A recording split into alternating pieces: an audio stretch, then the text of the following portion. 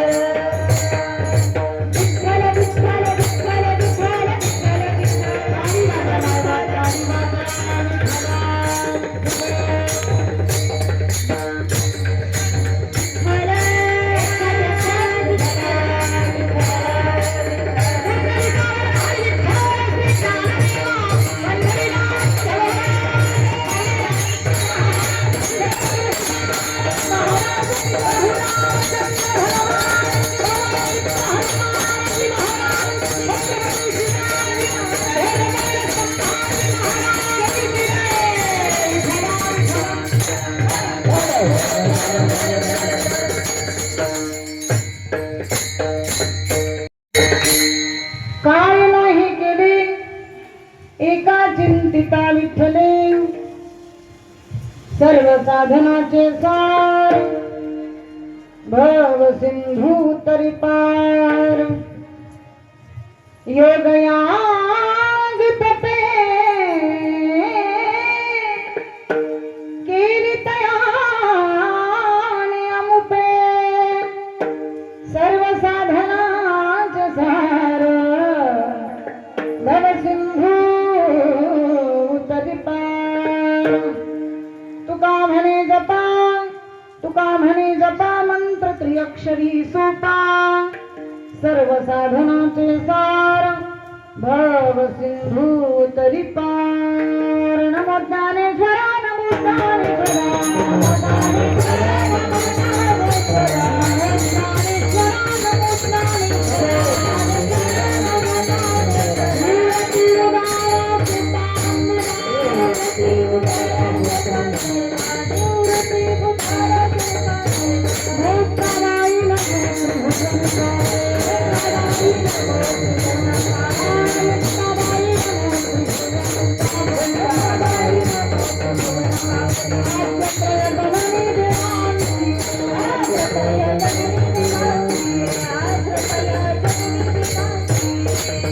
नमो ज्ञानेश्वरा नमो ज्ञानेश्वरा निमृत्युदारा सेपानमेव मुक्तवै नमो त्रिभुवन पावनी अंते त्रैतणी दिवांसी प्रथम नमन करुणानाथ मा शंकराज्य सुता चरणावली ठेवणी माथा साष्टांग यथा दंडवत दुसरी वंदे सारग जे चक्रणामाची आत्मजा वाक्सिद्धी पावी जे सहजा तिच्या चरणवता दंडवत. आता बंधू दे ब्राह्मण जंचनी पुण्य पावन प्रसन्न होनी श्रोते जनपया माझे दंडवत. आता वंदरंग भूमिका कीर्तने होती लोका टाळ मृदंग श्रोते देखा तया माझे दंडवत. ऐसे नमन करुणी सकळा हरिकथा बोली बोबड्या बोला ज्ञानी म्हणून आपुल्या बाळा चालवी सकळा नामा म्हणे मस्तक हे पायावरी.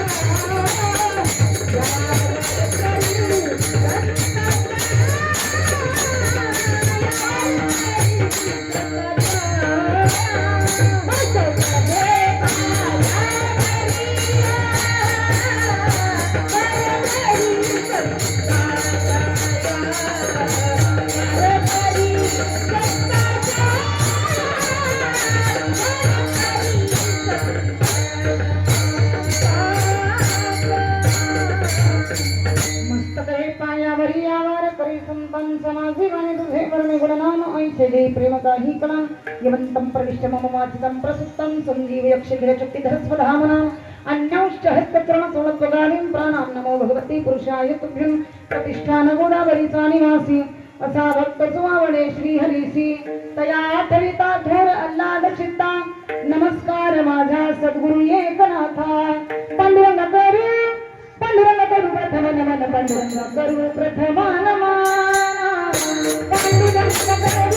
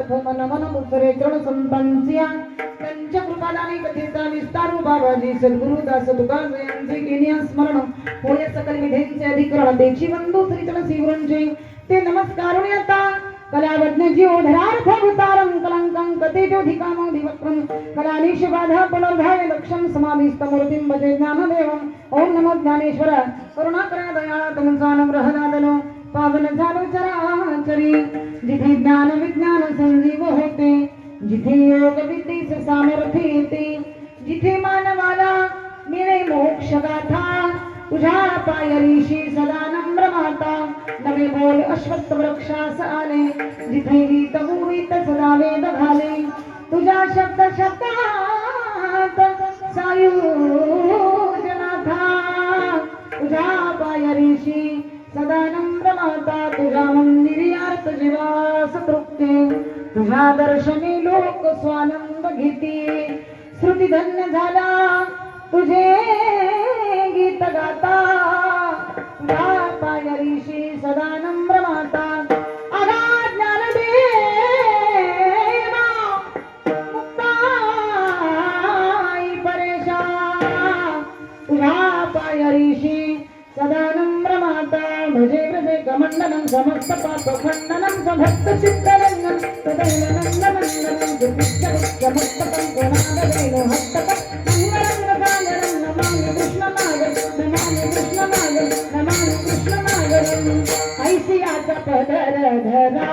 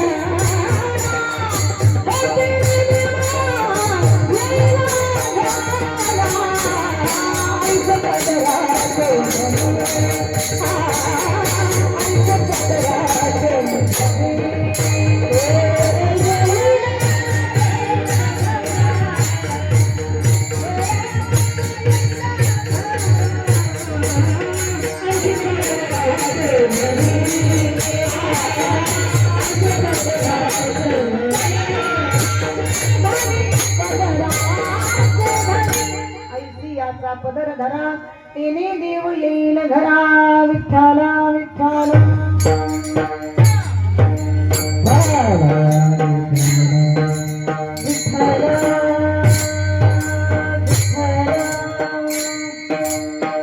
भटकंबरा तालुका भालकी जिल्हा बिदर पवित्र अशा पावन भूमीने गेली 18 वर्ष झालं परिपूर्णतः प्रमाणात श्री महादेव मंदिर कलशारोहण समारोहाच्या निमित्तानं चालत असलेला भव्य दिव्य अखंड हरिनाम सप्ताह ग्रंथराज ज्ञानेश्वरी पारायण सोहळा संपूर्ण ग्रामस्थ मंडळी एकत्रित येऊन तृतीय दिवसाचं पुष्प माझ्यासारख्या पामराकडे इथं सोपवण्यात आलं हे माझं सगळ्यात मोठं भाग्य त्यासाठी लाभलेले समस्त ग्रामस्थ मंडळी मृदंगाची थाप अतिशय गोड त्यामध्ये त्यांचं वादन आहे अशोक महाराज या ठिकाणी व्यंकट महाराज असतील शिवराज महाराज असतील विठ्ठलराव महाराज असतील दौलतराव महाराज असतील सर्वच गायनाचार्य मंडळींनी अतिशय सुंदर प्रमाणामध्ये या ठिकाणी साथ दिली पेटी वादनाची साथ अतिशय सुंदर श्रोते तुम्ही महेशाच्या मूर्ती सर्वांच्या उपस्थितीमध्ये हा भव्य दिव्य अशा स्वरूपाचा कार्यक्रम या ठिकाणी सुरू आहे ज्यांच्या हातून हे व्यासपीठ सुरू आहे हरिभक्त परायण श्री शिवाजी महाराज काशीवाळे काळगापूर तसंच आपल्या सर्वांवरती नितांत प्रेम करणारे आमचे लक्ष्मण महाराज जानापूरकर हेही आवर्जून उपस्थित आहेत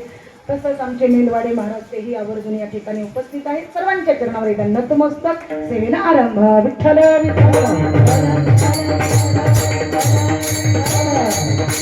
साऊंड सिस्टीम ऑपरेटिंग आमचे बाळू भाऊ अतिशय सुंदर एकदा जोरदार त्यांच्यासाठी टाळ्या झाल्या पाहिजे कारण कर्नाटक भागामध्ये मी कुठे येऊ त्यांची सिस्टीम असते आणि सुंदर त्या ठिकाणी कुठल्याही प्रकारची कमतरता नाही अशा पद्धतीने त्यांनी ऑपरेटिंग करतात तर त्यांच्याही करणावरती नतमस्तक होते सेवेसाठी निवडलेल्या भंग संत श्रेष्ठ महावैष्णवेचे यावत भूतलावर जन्माला आलेल्या जड जीवांचा उद्धार करण्याकरिता आपला देह अखंड जिरवणारे श्रीमंत ज्ञानवंत कृपावंतच्या संतांना वारकरी संप्रदायाच्या विचारानं वारकरी संप्रदायाच्या दृष्टीनं सूर्याची प्रखरता, चंद्राची शीतलता, अग्नीची दिव्यता, वेदमंत्राची पवित्रता, गंगेची सुचिता आणि आईची वात्सल्यता अशी उपमा ज्या संतांना दिली जाते असे देव मान्य संत, संत मान्य संत सम्राट, देहू निवासी श्रीमंत श्री जगद्गुरु जगदवंदने देव मान्य संत मान्य महाराष्ट्र भूषण तुकोबारा यांचा हा 4 चरणाचा उत्कृष्ट असा अभंग असून एका विठ्ठलाच्या नामाच्या चिंतनाचं महत्व प्रगट करतात. विठ्ठल विठ्ठल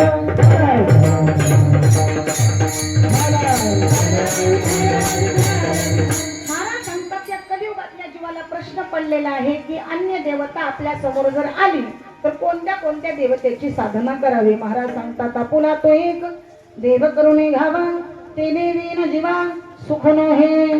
जसं देवता एक ठरवा म्हणतात महाराज. मग काही देवता झोपलेली आहेत, काही देवता जागी आहेत. अशा कोणत्या देवतेची साधना करावी तुकोबारा आम्हाला सांगतात. तुम्ही कुठल्याही देवतेची साधना करा, पण पंढरपूरचा पांडुरंग परमात्मा आणि काशी क्षेत्रामध्ये राहणारे विश्वनाथ हे दोन्ही एक सारखेच आहेत. विठ्ठल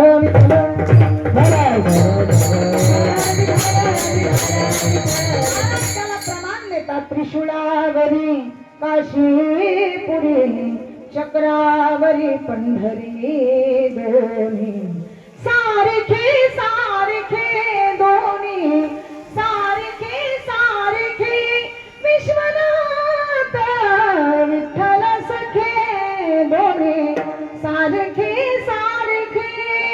पंढरपूरचा पांडुरंग परमात्मा, काशी क्षेत्रामध्ये राहणारे विश्वनाथ हे एक सारखेच आहेत.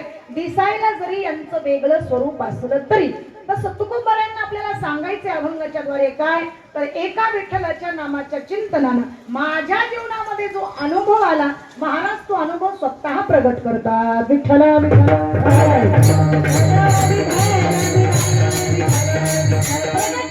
पाठीमागचा हेतू आहे. महाराज सांगतात अनुभव आले अंगा ते या जगा देतसे किंवा मार्ग दावूनी गेले आधी दयानिधी संत ते. नवे नवे महाराज सांगतात की आतापर्यंत संतांनी दाखवलेल्या मार्गावर चालण्यासाठीच आपण इथे जन्माला आलेलो आहोत. 84 लक्ष युनितून एकदा मनुष्य देहाचा वारा लागेल आणि एकदा मनुष्य देहाचा वारा लागत असताना महाराज तो जर आम्ही व्यर्थ गमावला तर फायदा आहे का. म्हणून आली या संसारा उठा वेग करा शरणचा उद्धारा पांडुरंगा. महाराज सांगतात एकदा पांडुरंगाला शरण गेलात तर तुमच्या दुःखाचंच निवारण होईल. विठ्ठल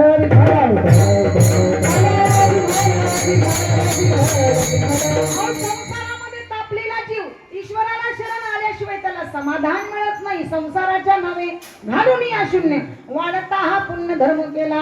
आता जे प्रपंचात सुख मिळत नाही ते मंदिरात आल्याबरोबर किती सुख मिळतं महिला वर्ग बरोबर आहे ना. प्रपंचात सकाळपासून सारखी किटकिट ना तेल संपला ना गहू संपल्या ना मीठ संपल्या ना साखर संपली आणा आणा आणा आणून देत देत आपणच एक दिवस संपून जातो. पण आणा काही संपत नाही. जागा महाराज सांगतात तुम्ही इथं जागे झाला नाही तर तुम्ही पुढेही जागे होऊ शकणार नाही. म्हणून काय खातो आम्ही कासया सांगते कैसे हे लागते नेलोमुखी. तुकोबारा सांगतात प्रपंचातल्या पदार्थाची चवच आम्ही चाखून बघितली नाही. जर चव चाखून बघितली असती तर आम्ही परमार्थाचा अनुभव दिला नसता. तुका म्हणे चाखोनी सांगे मज अनुभव आहे अंगे. पाहायचंच असेल तर परमार्थाचा अनुभव घ्या. विठ्ठल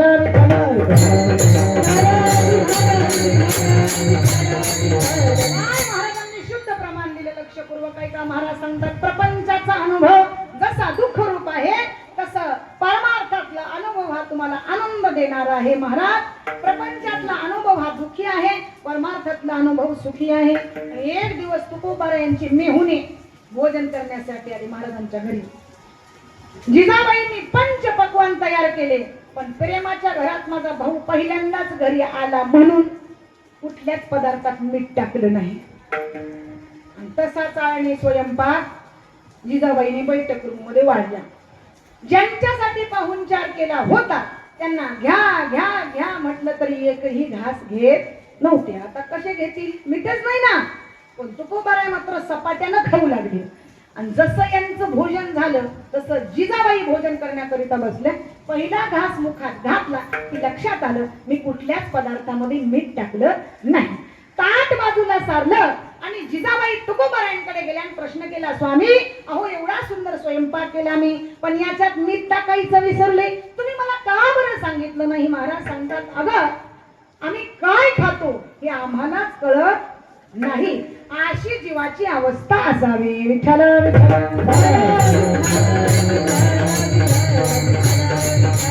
महाराज सांगतात, पक्षी अंगणी उतरती ते का गुंतुनिया राहती, तस साधकाची दशा उदास असावी आणि उपाधी नसावी. अंतर्बाह्य कुठल्याही परिस्थितीमध्ये महाराज सांगतात साधूने उदास राहावं. उदास राहावं म्हणजे सदैव चेहरा पडलेला ठेवावा का?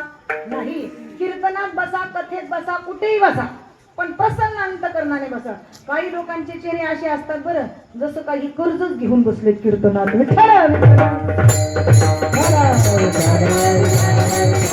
हिंदीमध्ये एक सुंदर म्हण आहे, मला आठवली म्हणून सांगून जाते. मिया रोते क्यों हूं, हमारी सूरत ही ऐसी है.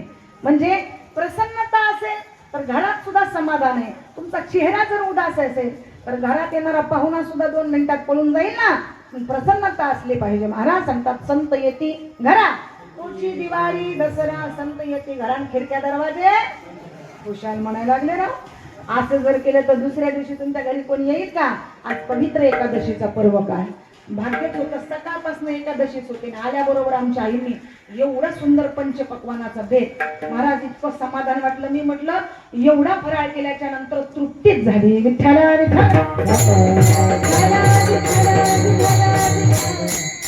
भोजन कुठपर्यंत असावं? तृप्ती होईपर्यंत असावं. तसं मनुष्याच्या जीवनामध्ये तृप्ती कधी होते? महाराज सांगतात, परमार्थातलं सुख प्राप्त झालं की तृप्ती प्राप्त होत असते. तुकोबाराय परमार्थामध्ये तृप्ती प्राप्त करून देतात, पण प्रपंचातली तृप्ती शोधत नाहीत. त्यांना माहिती आहे अनादि संसार मालेच्या ठाई नित्य विषय भोगिले ते पाही, ते ठसावले चित्ताच्या ठाई वारंवार पाही सेविता. ज्ञानोबा ज्ञानेश्वरीमध्ये वर्णन करतात, पुन्हा पुन्हा जर याचं सेवन केलं तरी तुम्हाला दुःखाशिवाय काही भेटू शकत नाही. विठ्ठल विठ्ठल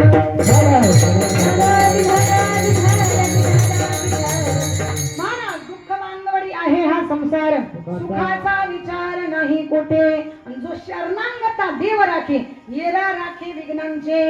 महाराज सांगतात, शरणांगताचं देव रक्षण करत असतो.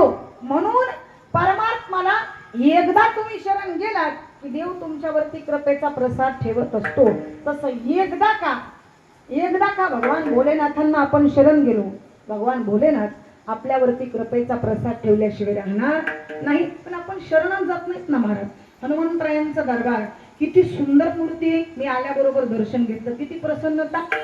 कितीही तुमच्या पाठीमागे काम असू द्या, सकाळी सकाळी मंदिराच्या समोरून जाताय ना, एकदा हनुमंतरायांच्या दरबारात हनुमंतरायांच्या दरबारात जाऊन 2 मस्तक आणि आपलं मस्तक जर त्या ठिकाणी ठेवलं, हात जोडले आणि हनुमंतरायांना सांगितलं की हे हनुमंतराय, आज आमच्या जीवनामध्ये फार मोठं दुःख आहे आणि या दुःखाचं निरसन तुम्हीच करणारे आहेत. अशी जर याचना केली तर नक्कीच हनुमंतराय आपल्यावर प्रसन्न झाल्याशिवाय राहणार नाही. पण आपण काही शरण जात नाही. काही लोकांना देवाला सुद्धा शरण जायची लाज वाटते महाराज. देवाला सुद्धा हल्ली लोकांना पद आलं की मद येतो, मद आलं की माणसं शेजाऱ्याला सुद्धा विसरून जातात.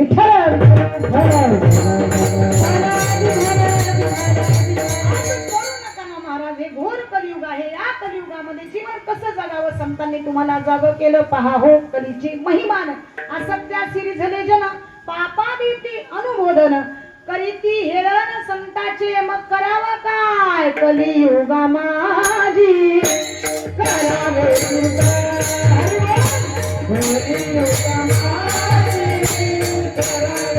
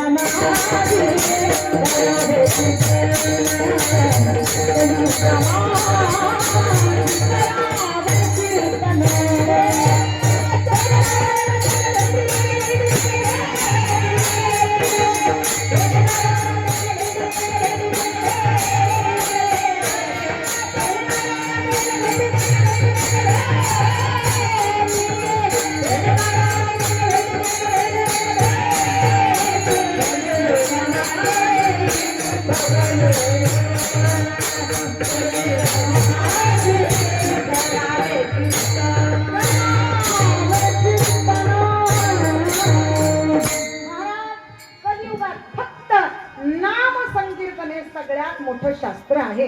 म्हणून तुकोबाराय 14 टाळकरी आपल्या बरोबर घेतात. महाराजांच्या कीर्तनात किती टाळकरी होते? 14 टाळकरी. पण महाराज कीर्तन सोडतात का? कीर्तन सोडत नाही. जोपर्यंत समाधान मिळत नाही तोपर्यंत कीर्तन सुटत नाही. तसं कलियुगा माझी करावे कीर्तन महाराज सांगतात. तर कीर्तन केल्याच्या नंतर काय होईल? तेने नारायण देईल भेटी. त्या परमात्म्याची भेट तुम्हाला तात्काळ होईल. आता एवढा भयंकर पाऊस आहे पण तरी सुद्धा तुम्ही आलात ना मंदिरात. कशामुळे आला? काहीच कीर्तन आहे म्हणून का? नाही, भाव आहे ना महाराज. पांडुरंगावर भाव आहे. कितीही त्रास झाला तर हाडा मासाचा वारकरी पंढरीची वारी कधी सोडत नाही. तसं कितीही त्रास झाला तर गावातल्या लोकांनी सप्ताह सुरू असताना घरात पांघरून घेऊन झोपू नाही. विठ्ठल विठ्ठल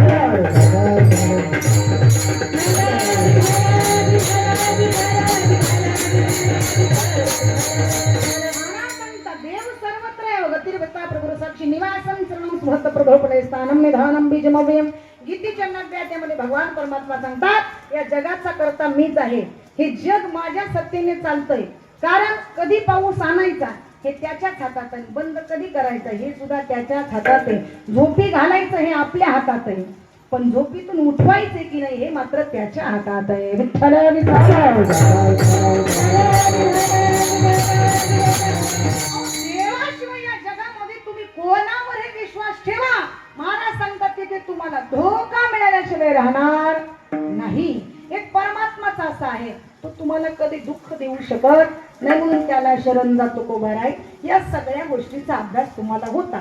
महाराज सांगतात या सगळ्या गोष्टीचा अभ्यास मी केला म्हणून विठ्ठलाच्या नामाचं चिंतन मी निवडलं. रात्र दिवस आम्हा युद्धाचा प्रसंग कितीही मोठा प्रसंग येऊ द्या महाराज विठ्ठलाच्या नामाच्या चिंतनाला सोडत नाही. जागृतीत, स्वप्नात आणि सुषुप्तीत अशा तिन्ही अवस्थेमध्ये सारखं विठ्ठल विठ्ठल विठ्ठल. आता बातमी संपूर्ण गावभर पसरली. इतकी बातमी गावभर पसरली की काशीपर्यंत बातमी गेली. कारण काशी क्षेत्रामध्ये या ठिकाणी रामेश्वर शास्त्री राहत होते. रामेश्वर शास्त्रींच्या कानावरती बातमी गेली की देहू गावामध्ये असा एक महात्मा अवताराला आलेला आहे. तो तिन्ही अवस्थेत विठ्ठलाच्या नामाच्या चिंतनाचा जप करतो. मग परीक्षा घेण्याकरिता रामेश्वर शास्त्री काशीवरनं देहू गावामध्ये उतरल्याबरोबर तुकोबारायांकडे गेले. तुकोबारायांना पाहिलं. पाय धुण्यासाठी पाणी द्यावं, बसण्यासाठी आसन टाकावं, संध्याकाळचं भोजन करावं. आणि जसं झोप लागली तसं तुकोबारायांच्या शरीरातून आवाज येऊ लागला. विठ्ठल विठ्ठल. प्रश्न पडला हा आवाज येतोय कुठून? रामेश्वर शास्त्री शोध घेत तुकोबारायांच्या जवळ आले. त्यांनी आपले कान तुकोबारायांच्या शरीरावरती लावले. महाराज सांगतात नुसतं मुखातून विठ्ठल नामाचा ध्वनी बाहेर येत नव्हता तर संपूर्ण रोमातून विठ्ठल नामाचा ध्वनी बाहेर येऊ लागला.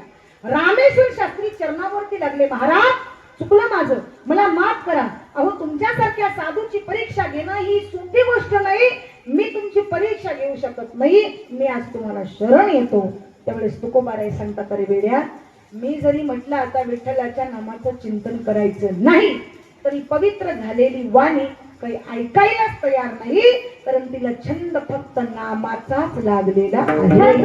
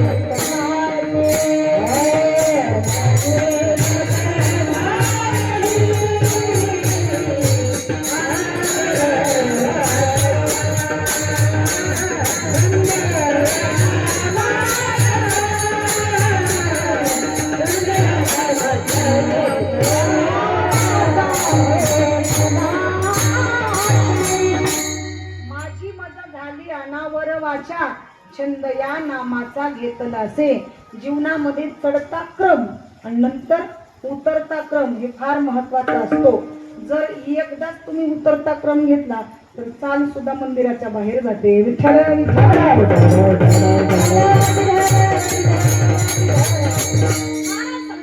ज्ञानाला फार महत्व आहे. ते ज्ञान पैगा भरवे जरी मनी आठ्या नावे तरी संताया भगावे. सर्व स्पेसी सगळ्या गोष्टीचं ज्ञान पाहिजे. बरोबर आहे ना बाळू भाऊ? सिस्टीम चालवण्याचं ज्ञान तुम्हालाच आहे. इथल्या एखाद्या माणसाला म्हटलं चला उठा बरं, तुम्ही आता हातामध्ये माईक घ्या आणि याचं ज्ञान आहे का, कुठला आवाज कुठं द्यायचा आहे कळेल का? कळणार नाही. मृदंग वाजवण्याची कला ही आमच्या महाराजांना माहिती आहे. गायन करण्याची कला आमच्या महाराजांना माहिती आहे. कीर्तन करण्याची कला एखाद्या कीर्तनकारांना माहिती आहे. सोनारानेच कानं टोचले पाहिजेत हेही आपल्याला माहिती आहे. तसं ज्याचं काम त्याने केलं पाहिजे. विठ्ठल काम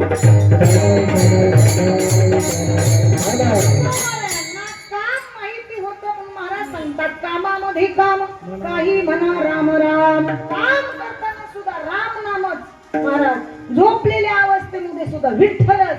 नवे नवे या ठिकाणी चित्तात सुद्धा विठ्ठलच. महाराज सांगतात एकदा जर चित्तात विठ्ठल घेतला तर काय होईल? तुका म्हणे चित्त करारे निर्मळ आणि येऊनी गोपाळ राहिले. ते देवाला बोलवायचीच गरज नाही हो.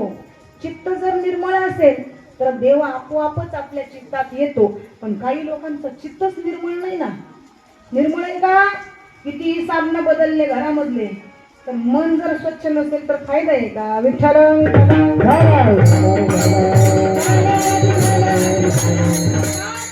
मन चंगा तो कठोटी में गंगा.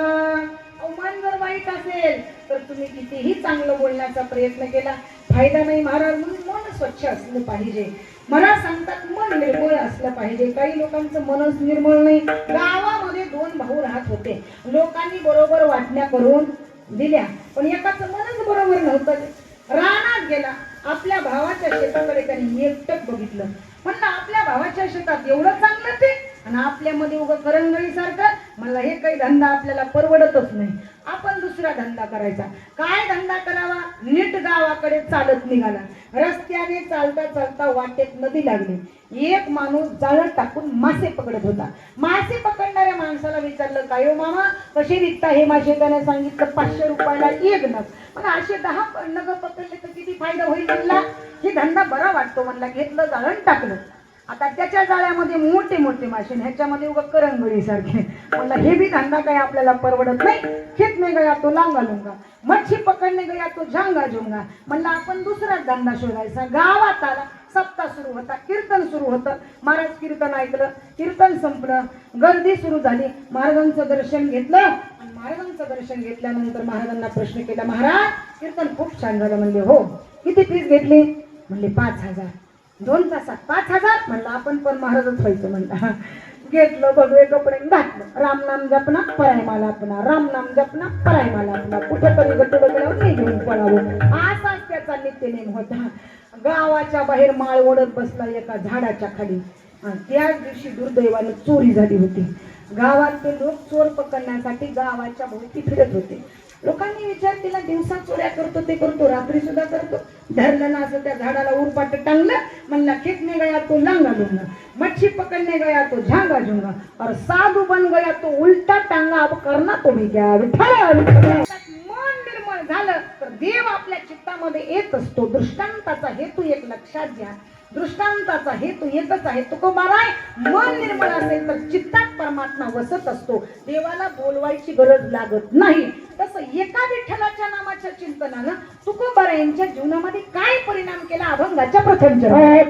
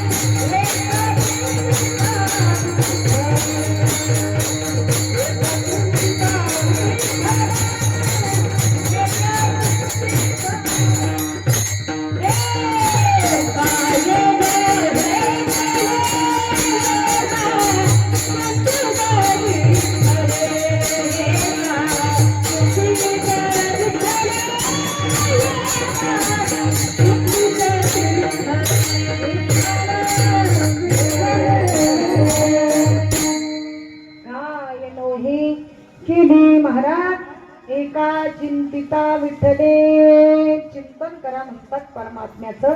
महाराज सांगतात चिंतने सरे तो धन्य धन्य काळ, सकळ मंगळ मंगळाचे.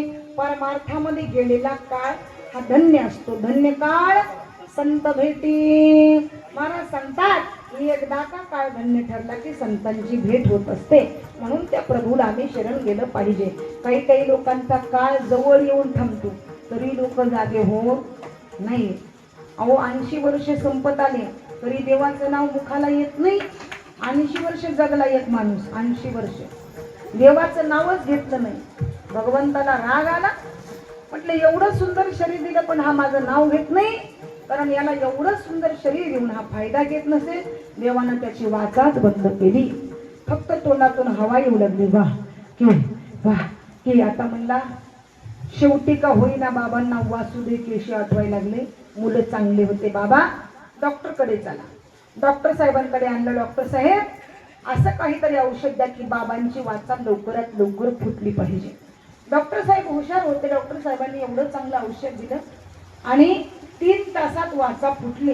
पण म्हातारा पहिला शब्द एकच बोलते, मूर्ख हो, कळत नाही तुम्हाला ते कोपऱ्यामध्ये वासरू केरसुनी खाते. अरे मी गेल्याच्या नंतर कसा संसार करणार बाबा. आम्हाला तर वाटलं होतं तुम्ही वासुदेव केशू म्हणायला लागले पण तुम्ही तर दुसरंच काढले.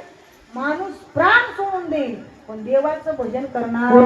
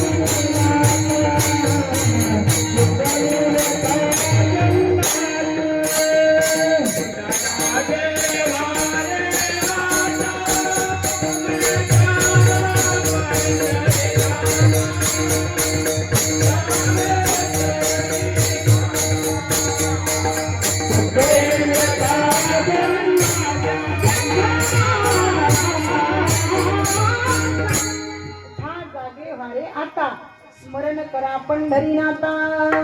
महाराज सांगतात भावे चरणी ठेवा माथा आणि चुकवी व्यथा जन्माच्या. जन्मोजन्मीच्या व्यथा जातील पण कधी जातील. महाराज सांगतात जाग झाल्याच्या नंतर. महाराज तुम्ही आम्हाला म्हणतात जाग व्हा, आम्ही काही झोपलेले आहेत का. महाराज तुम्ही झोपलेलेच आहे. तुका म्हणे प्राण करा देवासी अर्पण. याच्याही पुढे जाऊन सांगते प्रकाराचे 3 आणि तुका म्हणे केले जन. तीन प्रकारची माणसं या जगात राहतात. एक वर्ग देव आवडत नाही, एक वर्ग देव मानायला तयार नाही, एक वर्ग असा आहे संतही कळत नाहीत आणि देवही कळत नाही. मग कोणता वर्ग चांगला? महाराज सांगतात ज्याला संतही कळाले आणि देवही कळाले. विठ्ठल विठ्ठल.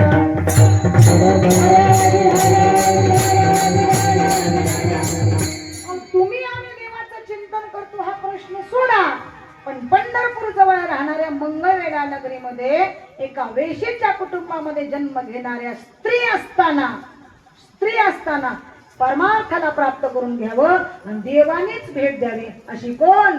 तिचं नाव आहे कान्होपात्रा. पहाटेच्या 4 वाजता दिंड्या राऊळाकडे निघाल्या.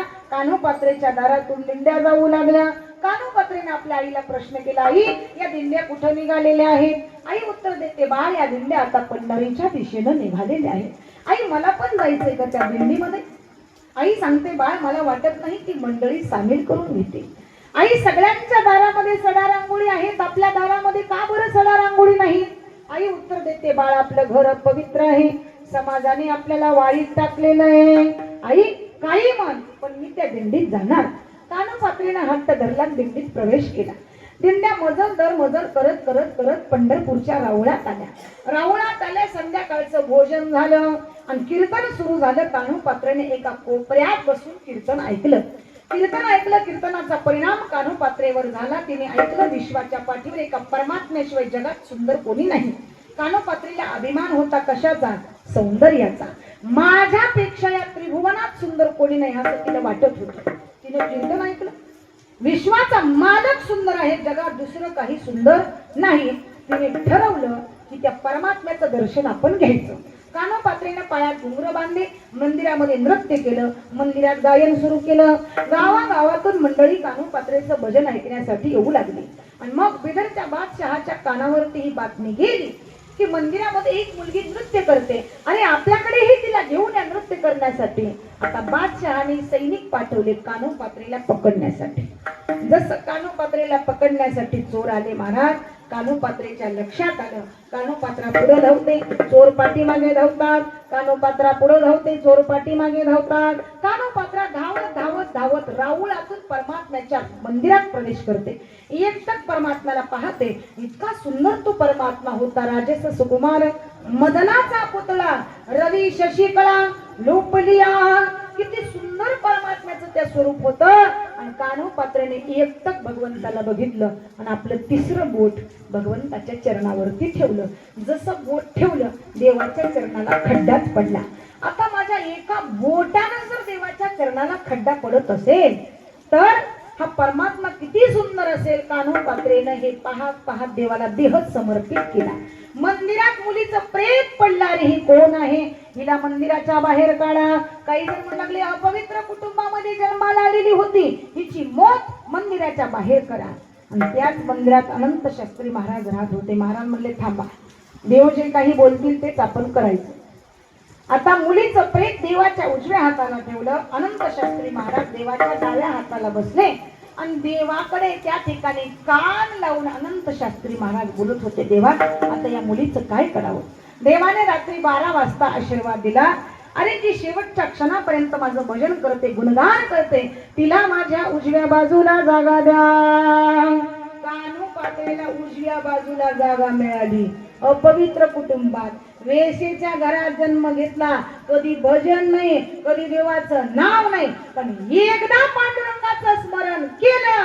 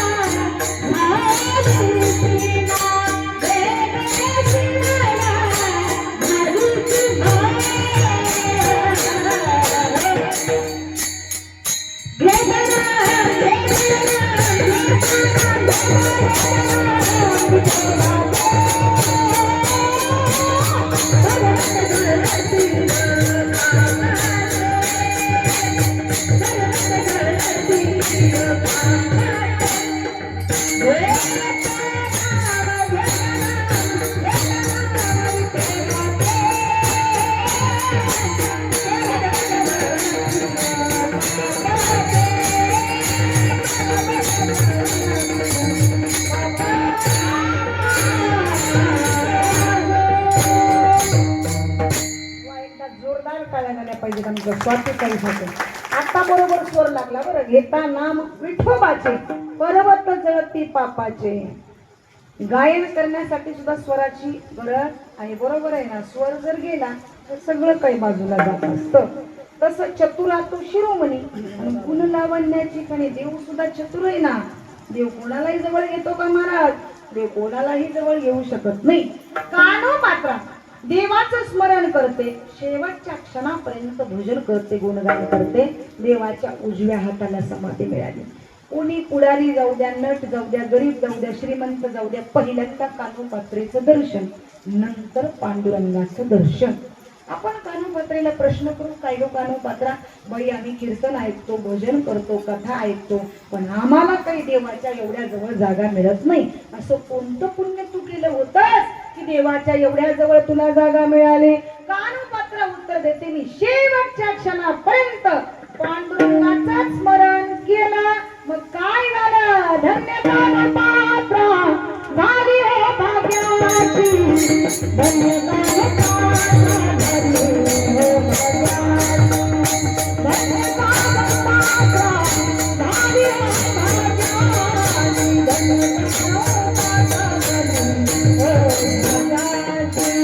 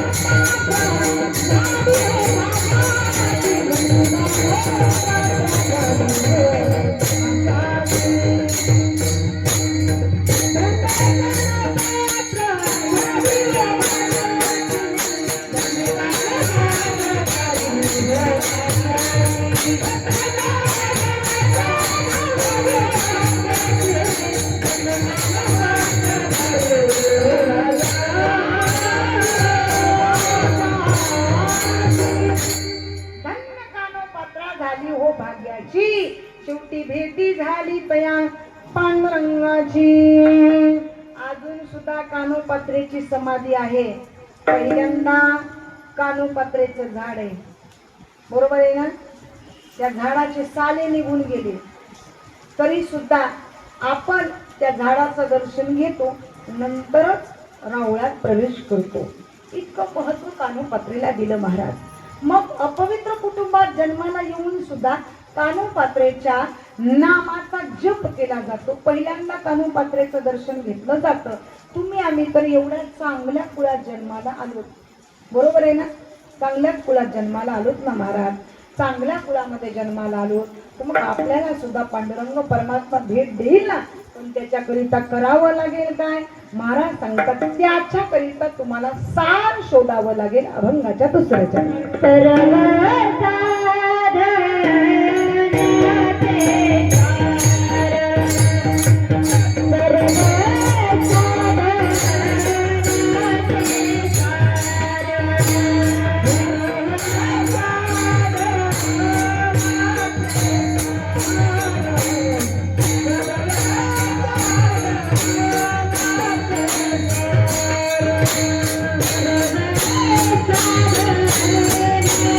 Thank you.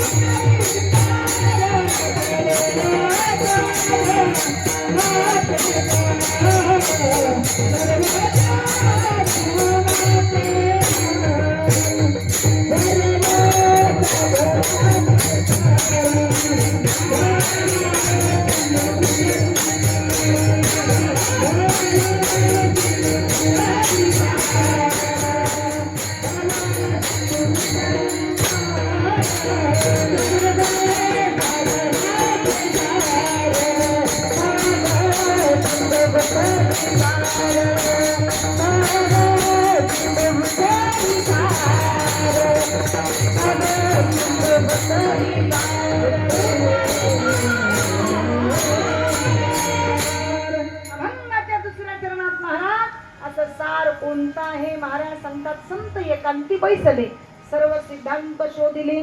सगळ्यात मोठं सार काय आहे महाराज सांगतात. परमार्थ हेच सार आहे आणि नाम हेच सार आहे. सर्व साधनाचे सार भव सिंधू उतरी पार. नवे नवे नाम हे सार आहे आणि प्रपंच हा आसार आहे. फलकट तो संसार येथे सार भगवंत देवाशिवाय सार काही नाहीये. लक्षपूर्वक ऐका. एखाद्या समुद्राच्या काठी गेलो. समुद्राच्या काठी गेल्याच्या नंतर तुम्ही स्नान करण्याकरिता सकाळपासून संध्याकाळपर्यंत बसतो. समुद्राच्या लाटा जोपर्यंत थांबणार नाही तोपर्यंत मी या समुद्रात आंघोळच करणार नाही. शेजारचा माणूस म्हणला महाराज तुम्ही सकाळपासून या नदीवर बसलाय तुम्ही स्नान का करत नाही. तो म्हणला जोपर्यंत समुद्राच्या लाटा थांबणार नाही तोपर्यंत मी या नदीत स्नानच करणार नाही. आता समुद्राच्या लाटा कधी थांबतील का. समुद्राच्या लाटा कधी थांबू शकत नाही तसं संसारातलं दुःख थांबू शकत नाही. महाराज सांगतात सार शोधा सर्व साधनाचे सार. असं साधन कोणतं आहे महाराज सांगतात. साधन म्हणजेच नाम आहे. नाम संकीर्तन साधन पै सोपे जलतील पापी जन्मांतरी नलगती सायाच जावे वनांतरा. सुखी येतो घरा नारायण ठाईच बैसोनी कराय कचित आवडी अनंत आळवावा. देव काही दूर नाही महाराज तो आपल्या जवळ आहे. ओळखायचं सामर्थ्य ठेवा. लक्षपूर्वक ऐका. ज्या वेळेस रामचंद्र प्रभू 14 वर्षाच्या वनवासाकरिता निघाले. 14 वर्षाच्या वनवासाकरिता निघाले. प्रभू वनवासातून जात असताना भारद्वाज मुनींच्या आश्रमात आले. भारद्वाज मुनींच्या आश्रमात आल्याच्या नंतर प्रभूंचा आदर अतिथ्य सत्कार केला. मुनींना इतका आनंद झाला. आज 1000 वर्षाच्या तपश्चर्येचं फल मला मिळालं. साक्षात रामचंद्र प्रभूंची भेट झाली. माझं किती मोठं भाग्य. आणि म्हणून प्रभूंचं दर्शन घेतलं आणि मग कंदमुळे खाल्ले आनंद घेतला. 2 दिवस राहून प्रभू पुढे प्रवासाकरिता निघाले. प्रभू त्या ठिकाणी नदी पार करण्यासाठी आलेले आहेत आणि नदी पार करण्यासाठी प्रभू त्या ठिकाणी कोणाला बोलवतात. प्रभू निषाद राजला बोलवतात. निषाद राजाला बोलवलं. अरे ही नौका आपल्याला या तीरावरनं त्या तीरावरती घेऊन जायची आहे. ही नौका आहे कोणाची. सांगितलं ही नौका आहे केवटची. मग पहिल्यांदा अगोदर केवटला बोलवा. केवटला बोलवण्यात आलं. केवटनी प्रभूंना एकटक पाहिलं आणि प्रभूंना एकटक पाहिल्याच्या नंतर केवटने सांगितलं म्हणे मी तुम्हाला नौकेमध्ये घेऊन जातो पण अगोदर मला तुमचे चरण धुवायचे आहे. आता प्रभू परीक्षा घेण्याकरिता केवटला सांगतात अरे बाबा केवट तू कोणाचेही चरण धुवू शकतोस पण माझ्या चरणामध्ये एवढं काय आहे. प्रभू जगात कोणाच्या चरणात काहीच नसेल पण तुमच्या चरणात सगळं काही लपलेलं आहे. म्हणे काय तुम्ही जर नजर टाकली तर दगडाची सुद्धा स्त्री बनवू शकते. एवढं मोठं सामर्थ्य तुमच्यामध्ये आहे. मग ही माझी नौका जर स्त्री बनली दगड बनली तर माझा उदरनिर्वाह बंद होईल ना. मग अगोदर मला तुमचे चरण धुवायचे. महाराज केवटनी प्रभूंचे चरण धुतले. हो ऐका सुंदर अशी लाकडाची काटवट आणली. माझ्या रामचंद्र प्रभूंचे चरण धुतल्या गेले आणि प्रभूंचे चरण धुतल्याच्या नंतर जे चरणामृत होतं ते स्वतः त्या ठिकाणी केवटनी प्राशन केलं. इतकं समाधान मिळालं केवटला महाराज. आणि जसं नौकेत बसवलं या काठावरनं त्या काठापर्यंत नौका गेली. महाराज केवटचं जीवनच धन्य झाले. प्रभूजी तुम चंदन हम पानी प्रभूजी तुम चंदन हम पानी प्रभूजी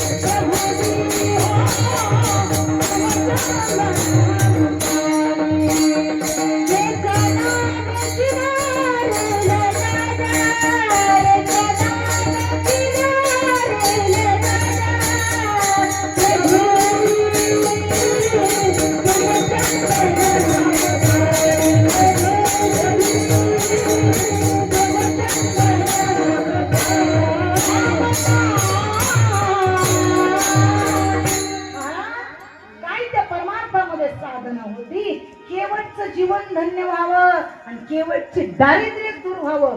रामचंद्र प्रभूंचे चरण केवळच्या नौकेला लागले की केवळचं जीवन धन्य झालं. तसं आपल्या घराला एकदा प्रभूंचं चरण लागलं की आपलं सुद्धा जीवन धन्य बनवू शकतं.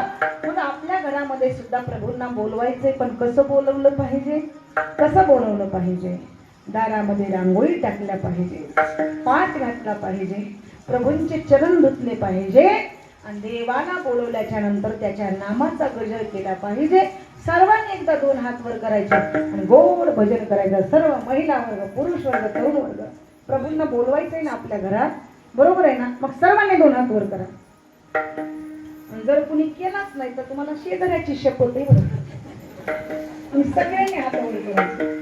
मेरी झोपड़ी की बात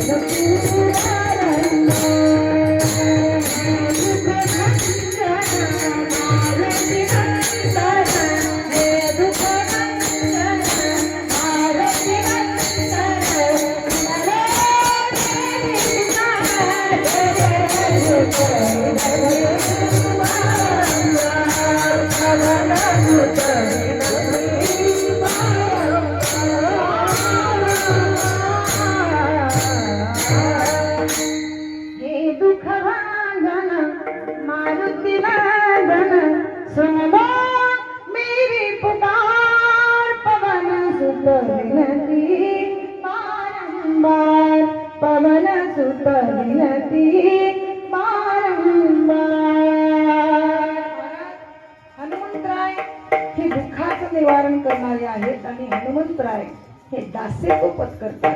म्हणून दास्य भक्तीचे आचार्य कोण असतील तर ते माझे हनुमंतराय आहे. आता सध्या कोणाला दास्यत्व पत्करावं वाटतं का घरात? अहो घरात दास्यत्व पत्करायचं म्हणलं तर कोणी दास्यत्व पत्करू शकत नाही. पण हनुमंतराय दास्य भक्तीचे आचार्य आहे. तुमची दासीचा दास करून घ्यावा, आशीर्वाद द्यावा. हाची मग लोक म्हणतात माझ्यापेक्षा श्रेष्ठ कोणी नाही, माझ्यापेक्षा श्रेष्ठ कोणी, मीच घरात मोठा. मी जर म्हणलं तरच घर चालतं, मी जर नाही म्हणलं तर घरच बंद पडतं. असं समजू नका. आपण जरी गेलो तरी काही थांबणार नाही. हा संभ्रम सोडून द्या आणि भक्तीने त्या ठिकाणी भगवान परमात्म्याला प्राप्त करून घ्या. महाराज हनुमंतराय हे आचार्य आहेत. नवे नवे त्या ठिकाणी ते दुःखाचं निवारण करणारे आहेत. त्यांना शरण जा. तुकोबरायांनी सांगितलं असं शाळ परमार्थामध्ये शोधायचंय तर या ठिकाणी तुम्ही संतांच्या संगतीत शोधा. सर्व साधनाचे सार भव सिंधू उतरी पार. एकदा का नदी पार करून तुम्ही काठाला जाऊन पोहोचलात की तुमचं जीवन धन्य झालं. महाराज काठाला जाण्याकरिता असे काही आम्हाला सहज माणसं जाऊ देतील का? नाही. त्याच्याकरिता ताम, क्रोध, लोभ, मत्सर, दंभ, विकार या सगळ्यांच्या दोऱ्या आम्हाला सोडून टाकाव्या लागतील. जसं या दोरीने आम्ही काय केलेलो आहोत? बांधलेलो आहोत. विषयाचे सुख येथे वाटे गुड, पुढे अवघड यमदंड मारिती तोडीती झोडीती निष्ठुर. यमाचे किंकर बहु झाल किंवा अस्थिपत्र तरुवर. खैराचे इंगळ निगतील ज्वाळ तैल पाकी. तप्त भूमीवरी चालविती पायी आणि अग्निस्तंभ वाही कवटाळविती. इतकी फटफटीती विषयाच्या पाठीमागे लागलेल्या जीवाची होते. विठ्ठल विठ्ठल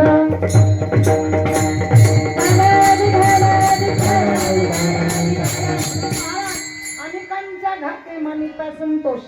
सुख दुःख जीव भोग पावे. लोकांच्या सुखामध्ये सुख मानायला शिका, दुसऱ्याच्या दुःखात दुःख मानायला शिका. एखाद्यावर दुःख आलं म्हणून तुम्ही आनंदी होऊ नका. जर तुम्ही आनंदी झालात तर पुढे जाऊन तुम्ही दुःखी झाल्याशिवाय राहणार नाही. विठ्ठल विठ्ठल प्रमाण महाराज सांगतात भला किसी का कर न सके तो बुरा किसी का मत करना. पुष्प नहीं बन सकते तो तुम कांटे बन कर मत रहना. बन न सकी भगवान अगर तुम कम से कम इंसान बनो. नहीं कभी हैवान बनो, नहीं कभी शैतान बनो. सदाचार अपना न सके तो पाप में वद मत रखना. पुष्प नहीं बन सकते तो तुम काटे बन कर मत रहना. कोणाच्या जीवनात नाही फूल बनता आलं तरी चालेल, काटे तरी टाकण्याचा प्रयत्न करू नका. विठ्ठल विठ्ठल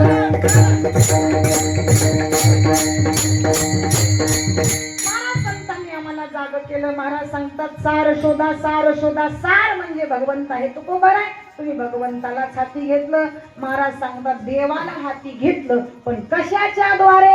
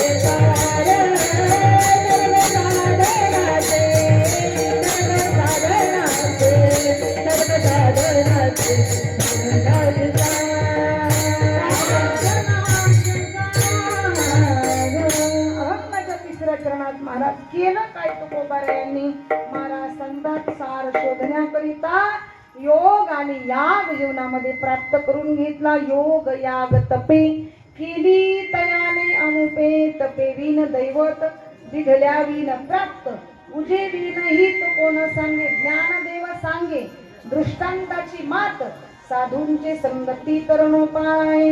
महाराज अर्धाक्षण घडता संताचे संगती, जेणे होय शांती महत्पापा.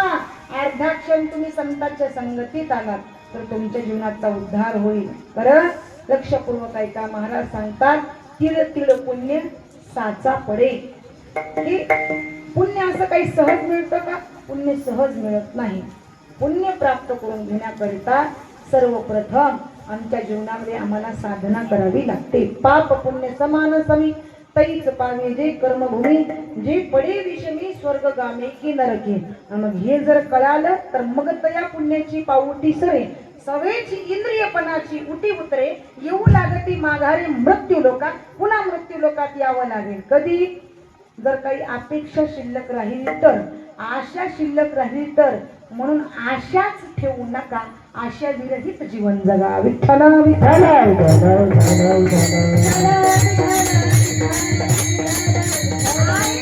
तोपर्यंत आशा पूर्ण करून घ्या. लावे खावे भरवे असावे सदैव, हेची हाव करी संसारी. काही लोक म्हणतात यावर्षी वारीला जायचं म्हणतो, यावर्षी अयोध्येला जायचं, यावर्षी त्रिवेणी संगम जायचं, यावर्षी काशीला जायचं. नुसतं म्हणत म्हणतच निघून जातात, पण जात काही नाही. आशा राहिली की पुन्हा जन्म, आशा राहिली की पुन्हा जन्म, आशा राहिली की पुन्हा जन्म. मग आशाच विरहित जीवन जगा.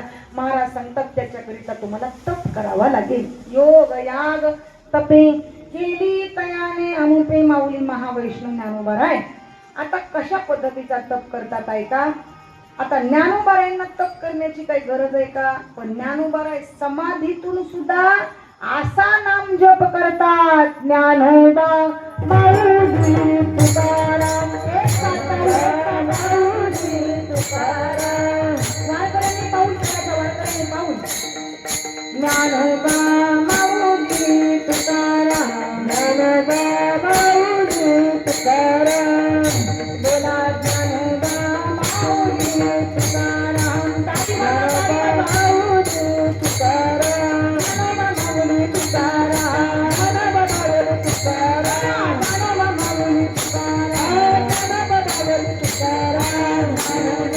माऊली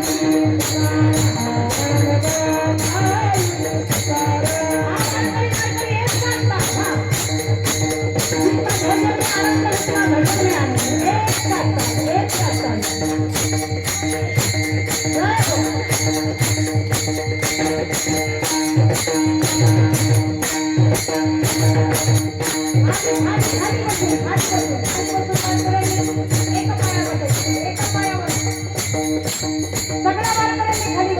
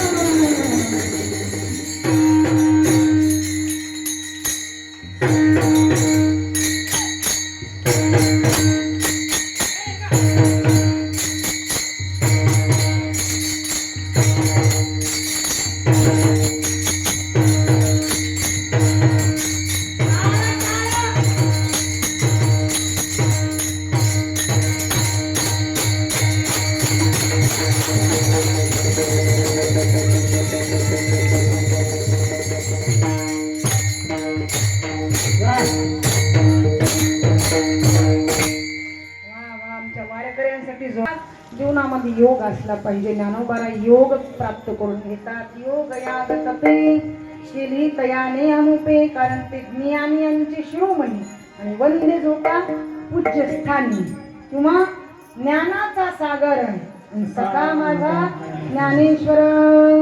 एवढे माऊली महावैष्णव समाधीतून जर भजन करत असतील तर तुम्ही आम्ही का बरं भजन करू नये. महाराज सांगतात आपण सुद्धा त्याच्या नामाचं भजन केलं पाहिजे. माऊली महावैष्णव नाम जप करतात, आपल्याला सावध करतात.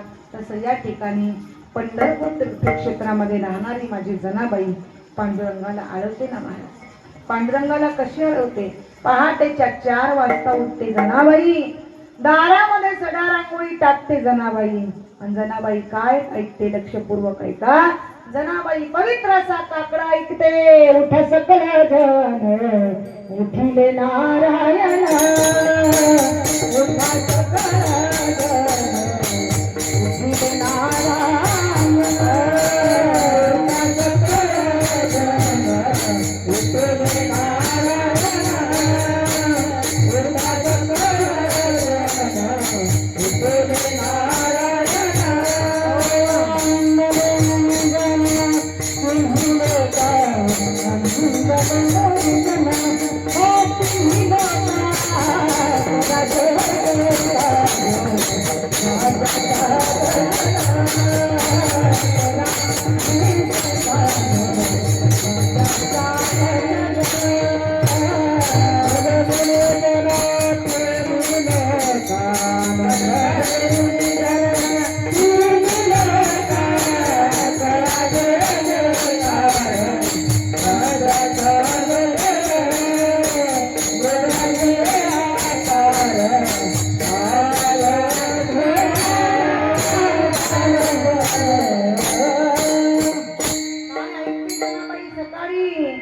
सकळ जन उठिले नारायण, आनंदले मुनिजन तिन्ही लोका, आनंदले मुनिजन तिन्ही लोका. कर जय जयकार वाद्याचा गजर, करा जय जयकार वाद्याचा गजर.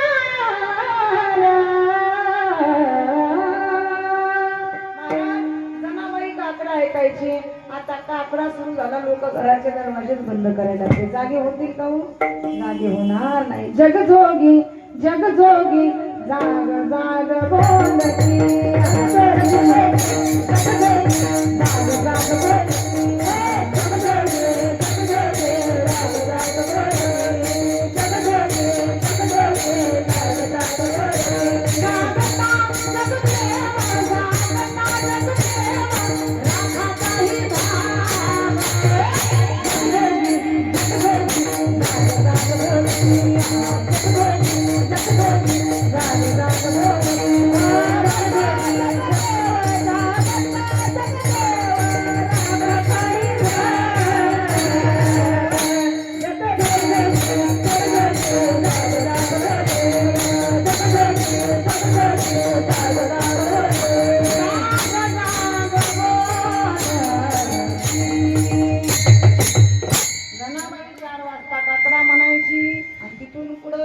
जनाबाई स्वयंपाक करायची, धुणी भांडी करायची, 4 वाजता गौऱ्या थपायची, संध्याकाळी 12 पर्यंत दळण दळायची.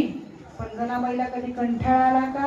आणि दळण दळता दळता जनाबाई काय म्हणायची ऐका. ती पुढं म्हणते, आपण पाठीमागे म्हणायचं. एक वेळेस महिला वर्ग, पुरुष वर्ग.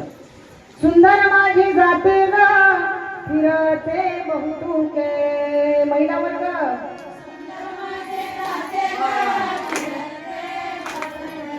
ओव्या गाऊ कौतुके तू ये बा विठ्ठला,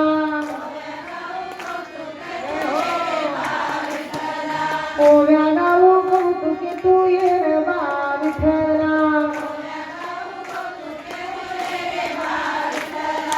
आता पुरुष मंडळी तुम्ही जागे हो ना, त्यांचा आवाज लय मोठा आला. पाठीमागच्या पुरुष मंडळीने सुद्धा म्हणायचे. सगळे पैसे त्यांच्या खात्यावर चालले, आता तर जागे व्हा. ये रे बा विठ्ठला, ये रे बा विठ्ठला, ये रे बा विठ्ठला, ये रे बा विठ्ठला, ये रे बा विठ्ठला, तू ये रे बा विठ्ठला.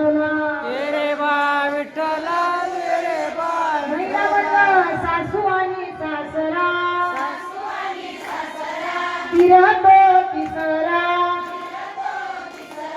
ओव्या गाऊ भ्रतारा तू ये रे बा विठ्ठला ये रे बा विठ्ठला ये रे बा विठ्ठला ये रे बा विठ्ठला तू ये रे बा विठ्ठला महिला वर्ग प्रपंच दळण दळीने पिठल्या भरीने सासू पुढे ठेविले तू ये रे बा विठ्ठला ये रे बा विठ्ठला ये रे बा विठ्ठला ये रे बा विठ्ठला ये रे बा विठ्ठला तू ये रे बा विठ्ठला जीव शिवदानी खुंटे गे प्रपंचाचे नेते गे लावणी पाची बोटे गे तू ये रे बा विठ्ठला आता सर्वांनी म्हणायचं सर्वांनी एकदा हात वर करायचे सर्वांनी हात वर करा ये रे बा विठ्ठला तू ये रे बा विठ्ठला ये रे बा विठ्ठला तू ये रे बा विठ्ठला ये रे बा विठ्ठला तू ये रे बा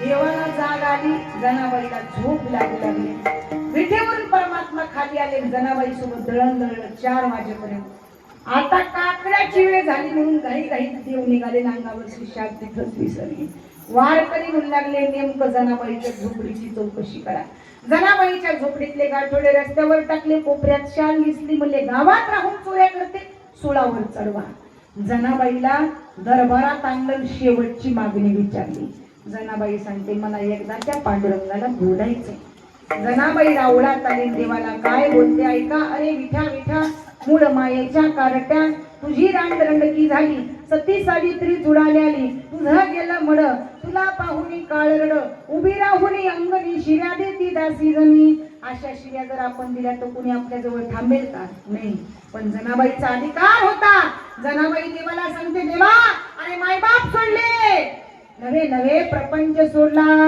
सगळं सोडलं तुझ्या करता आणि माझ्यावर अशी वेळ आता जनाबाई देवाला अधिकारानं बोलते आणि जसं पहिलं पाऊल सुळावर टाकते देवानं नजर टाकता क्षणी सुळाचं पाणी पाणी करावं एवढं मोठं सामर्थ्य जनाबाईच्या भक्तीत होतं तसं तुकोबाराय सांगतात आपल्या तपात सुद्धा त्याच पद्धतीचं सामर्थ्य असावं आपल्या तप झोपेत सुद्धा फक्त माऊलीच्याच नामाचा जे घोष करावा योग याग तपे केली तयाने अमुपे असा कोणता नाम जप आहे महाराज वर्णन करतात अभंगाच्या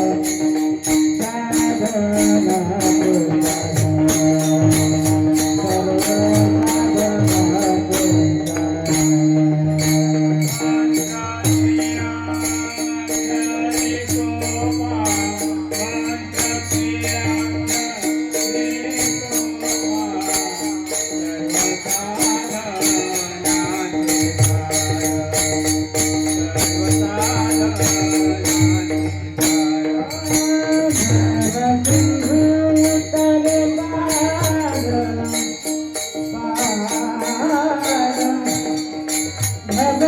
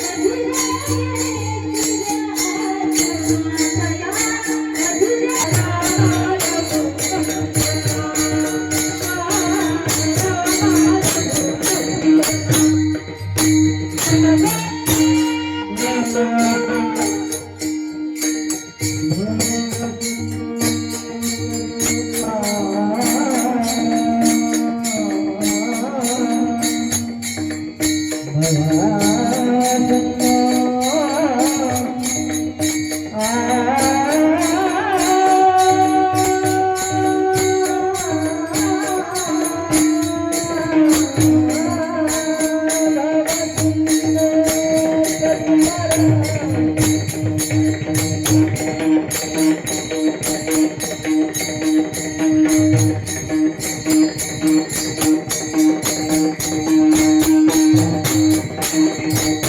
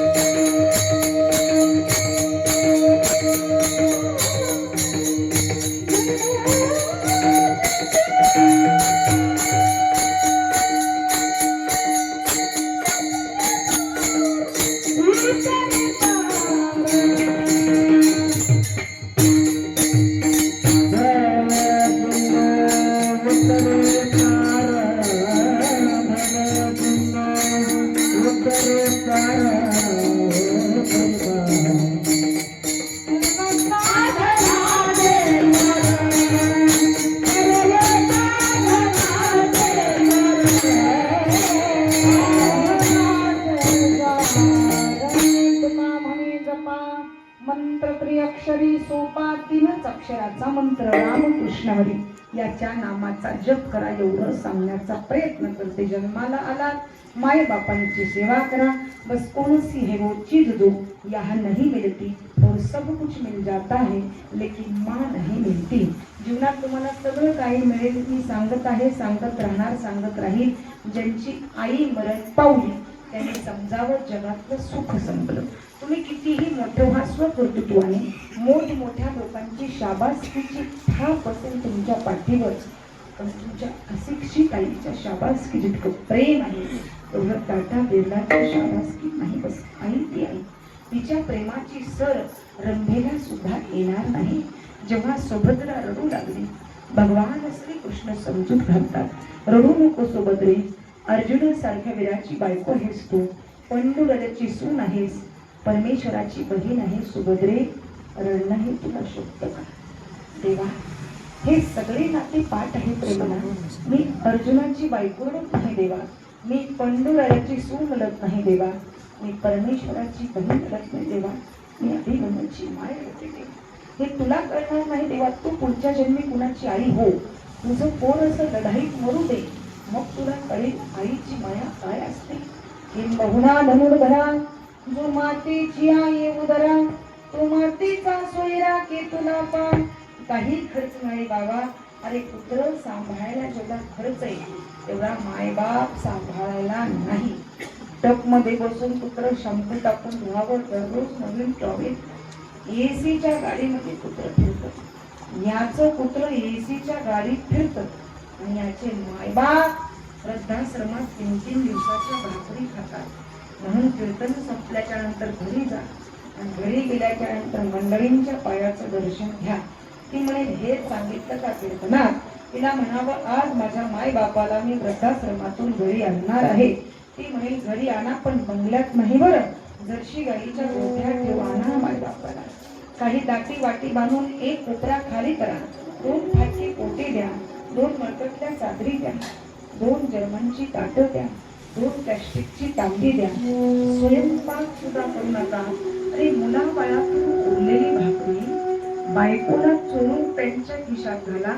त्या माय बापाने उसनं पासनं करून लहानाचं मोठं केलं असेल ना, त्यांच्यासाठी रोज एक भाकरी चुरा, कधी सुद्धा पाप नाही लागणार.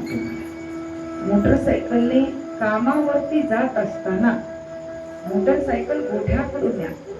जसे जनावर वाट बघतात आपला मालक येऊन आपल्याला चारा पाणी करेल, तसं भुकेनं व्याकुळ झालेले मायबाप सारखे बघत असतील लेक आम्हाला भाकर घेऊन येत असेल.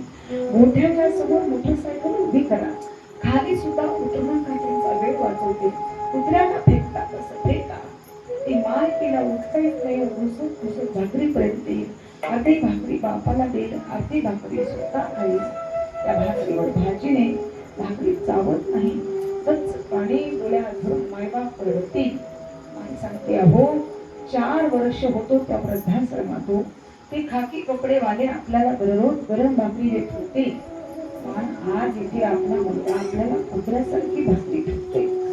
बाप सांगेल म्हातारे खरं सांगतो, पांडुरंगाची शपथ घेऊन सांगतो ग, जेवढं मला वृद्धाश्रमातल्या भाकरीत सुख नव्हतं तेवढं माझ्या लेकानं दिली म्हणून, माझ्या मुलांना दिली म्हणून खाताना वाटतंय.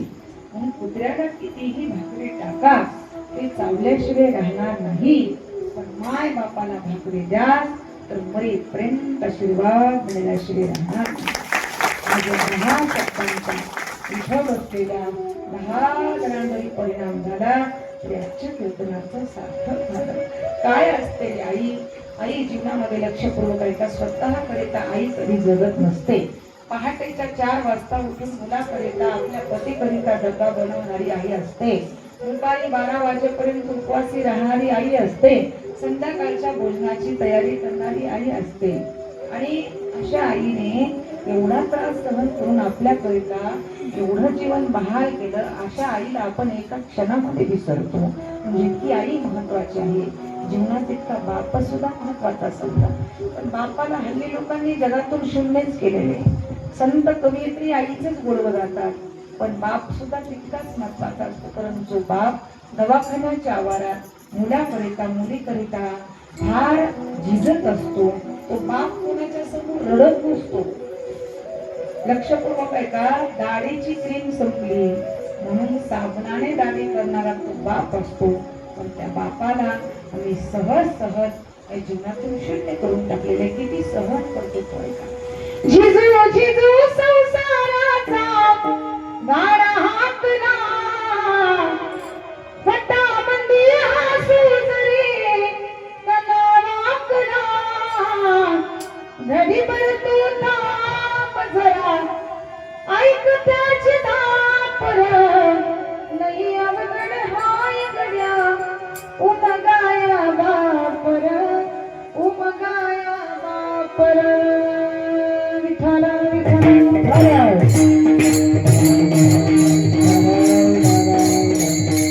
बाप समजायला फार मोठं धाडस लागतं मला. कारण बापाने दवाखान्याचे दरवाजे झिजवले, पण तो बाप कधी आपल्या पत्नीवरती मुलावरती संकट आलं ना थांबत नसतो. म्हणून अशा बापाला आपण कधी विसरू नये एवढं सांगण्याचा प्रयत्न करते. जगामध्ये आपण वावरतोय, पवित्र जीवन जगा, स्वच्छ जीवन जगा, अनमोल विचार आपल्या समोर संतांनी मांडलेले आहे. अशा विचारांचा आपण जर या ठिकाणी अवलोकन केलं तर नक्कीच आपल्या जीवनाचा उद्धार होईल एवढं सांगण्याचा प्रयत्न करते. शेवटी जाता जाता या ठिकाणी पवित्र पावनभूमीमध्ये घाटांबरा नगरीमध्ये श्री महादेव मंदिर कलशारोहण त्या ठिकाणी सप्ताहाच्या निमित्तानं समस्त ग्रामस्थ मंडळी, महिला वर्ग, पुरुष वर्ग, तरुण वर्ग, सप्ताहाची कमिटी, सुंदर टाळकरी वर्ग, गायनाचे आणि सुमधुर मृदंगाचे थाप, अतिशय सुंदर पेटी वादक आमचे महाराज त्यांच्या चरणावर नतमस्तक, सुंदर अशी साऊंड सिस्टीम आमचे बाळूदादा त्यांच्याही चरणावरती नतमस्तक होते. परिसरातून आलेले सर्व श्रोते वर्ग आमचे मेलवाडे महाराज तेही आवर्जून उपस्थित राहिले, त्यांच्या चरणावरती नतमस्तक होते. गेली 26 वर्ष त्या ठिकाणी देशाची सेवा केली आणि आर्मीमधून रिटायर झाल्याच्या नंतर आपल्या सुनबाई सोबतचे संत सेवेचं काम करतात. माझे सासरेही कार्यक्रमाकरिता आवर्जून उपस्थित, ज्यांच्यामुळे उभा महाराष्ट्र मी फिरते अशी असणारी माझे पती परमेश्वर त्यांच्याही चरणावरती नतमस्तक झालेली सेवा भगवान पांडुरंग परमात्म्याच्या चरणावरती या ठिकाणी समर्पित करून सेवेला पूर्ण विराम देऊ. ज्ञानेश्वरा माऊली